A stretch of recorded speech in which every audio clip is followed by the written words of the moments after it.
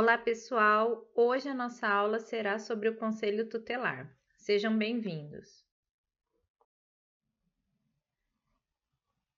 O Conselho Tutelar é o encarregado pela sociedade de zelar pelo cumprimento dos direitos da criança e do adolescente, segundo o título 5 do ECA. E ele não pode ser um órgão jurisdicional, ou seja, ele não pertence a nenhuma jurisdição, né? Ele é autônomo e ele é um órgão permanente. Pelo artigo 132, em cada município, em cada região administrativa do Distrito Federal, deverá haver no mínimo um conselho composto de 5 membros, escolhidos pela população local para um mandato de 4 anos, podendo haver reeleição. Essas regras são gerais para o território nacional. Para que uma pessoa se candidate, segundo o artigo 132, são exigidos uma reconhecida idoneidade moral, então a pessoa não pode ter uma conduta inapropriada, precisa ter uma ficha limpa, né? Idade superior a 21 anos e residir no município no qual ele se candidata. O município deve estabelecer o local, dia e horário de funcionamento do conselho tutelar, assim como a remuneração dos membros. Além disso, esses membros devem contar com os seguintes auxílios: a cobertura previdenciária, o gozo de férias anuais remuneradas, acrescidas de 1/3 do valor da remuneração mensal, licença maternidade e licença paternidade e gratificação natalina. Para conhecer melhor a rotina do Conselho Tutelar, o cotidiano, tem esse link aí e nesse link vai mostrar como que é o dia, hora a hora, dentro de um Conselho Tutelar. Lembrando que o Conselho, ele tem um dia muito ativo, né? Às vezes não, às vezes não acontece nada, mas tem dias que são bem ativos. Precisa entregar documentação, precisa ir atrás, apurar as denúncias, precisa fiscalizar a frequência escolar. Então, tem uma série de atividades que o conselho tem que realizar, sendo que cada conselho tem 5 membros. Então, às vezes, fica bem difícil, né, o cumprimento das tarefas. Então, interessante é a gente entrar aí nesse link e ver como é que funciona o cotidiano deles.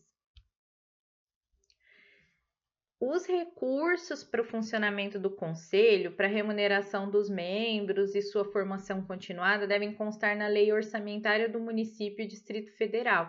Então, é o município quem atende, né, as demandas financeiras do conselho, quem sustenta o conselho. Segundo o artigo 135 do ECA, o exercício da função de conselheiro é um serviço público e pressupõe idoneidade moral por conta do mesmo, ou seja, tem que ter boa reputação, bons costumes e boa conduta social. Segundo o artigo 136, as atribuições do Conselho são atender as crianças e adolescentes nas hipóteses previstas nos artigos 98 e 105, aplicando as medidas previstas no artigo 101, de 1 a 7, então precisa atender as medidas protetivas. Atender e aconselhar os pais ou responsáveis, aplicando as medidas previstas no artigo 129, de 1 a 7, promover a execução de suas decisões, podendo, para tanto, requisitar serviços públicos nas áreas de saúde, educação, serviço social, previdência, trabalho e segurança, representar junto à autoridade judiciária nos casos de descumprimento injustificado de suas deliberações.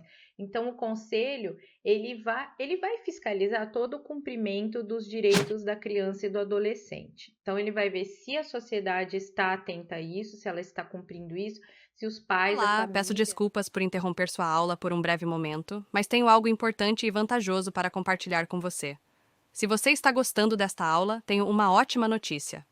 Agora você pode levar sua experiência de aprendizado para o próximo nível fazendo sua matrícula em nosso site. Ao se matricular, você terá acesso exclusivo a uma série de benefícios. Primeiro, você pode baixar a apostila completa do curso em PDF, perfeita para acompanhar as aulas e revisar o conteúdo sempre que precisar. Além disso, ao concluir o curso, você terá a oportunidade de adquirir um certificado de conclusão, um grande passo para o seu desenvolvimento profissional e acadêmico. E sabe o que mais? Ao assistir às aulas diretamente em nosso site, você terá uma experiência de aprendizado sem interrupções ou propagandas. Isso significa mais foco e eficiência no seu estudo.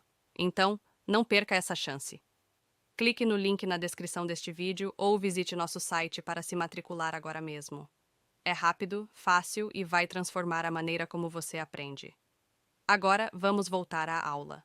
Obrigado por sua atenção e nos vemos no site. Se os pais, a família, né, estão cumprindo isso, se a escola tem feito o controle da frequência, então tem uma série de responsabilidades que a família, a escola e a sociedade têm, que é o Conselho Tutelar quem vai fiscalizar e verificar as denúncias.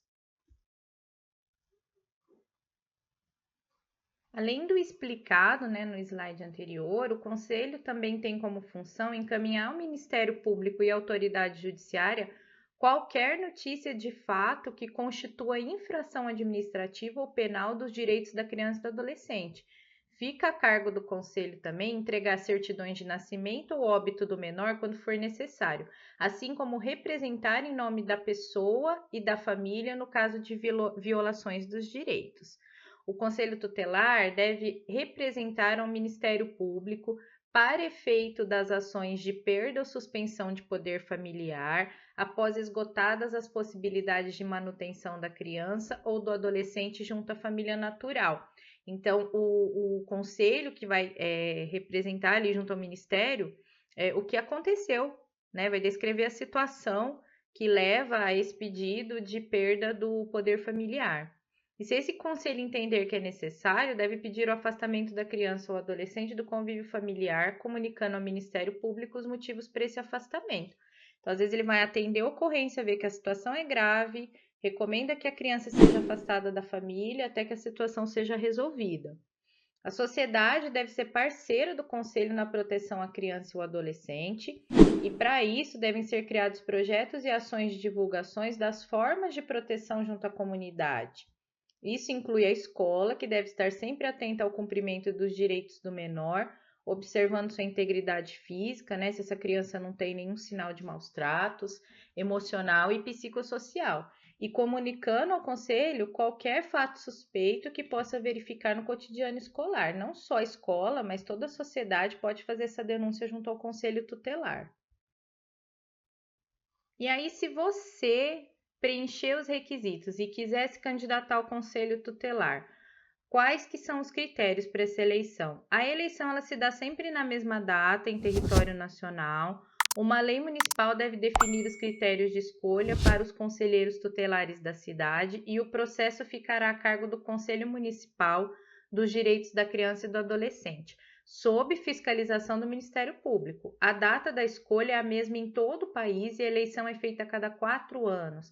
A posse sempre se realiza no dia 10 de janeiro do ano seguinte à eleição. Então, geralmente, a eleição é feita ali no final de um ano e o conselho toma posse em 10 de janeiro do ano seguinte. Os candidatos ao conselho ficam proibidos, durante o processo de eleição, de doar, oferecer ou prometer bens, brindes ou vantagem pessoal em troca de votos. São impedidos de servir no mesmo conselho marido e mulher, ascendentes e descendentes, né, pais e filhos, sogro, genro, nora, irmãos, cunhados, exceto se já houver tido divórcio entre as partes que garantem o parentesco. Então, por exemplo, se é um ex-cunhado, tudo bem, ou uma ex-cunhada. Tio e sobrinho, padrasto e madrasta e enteado também, no caso, se ainda houver convivência ali entre eles, né? Por fim, estende-se o impedimento do conselheiro na forma deste artigo em relação à autoridade judiciária e ao representante do Ministério Público com atuação na Justiça da Infância e da Juventude em exercício na comarca, fórum regional ou distrital, né? Então, essas autoridades não podem se candidatar. Fora isso, qualquer cidadão acima de 21 anos pode se candidatar, desde que preencha aqueles requisitos que a gente citou no início da aula.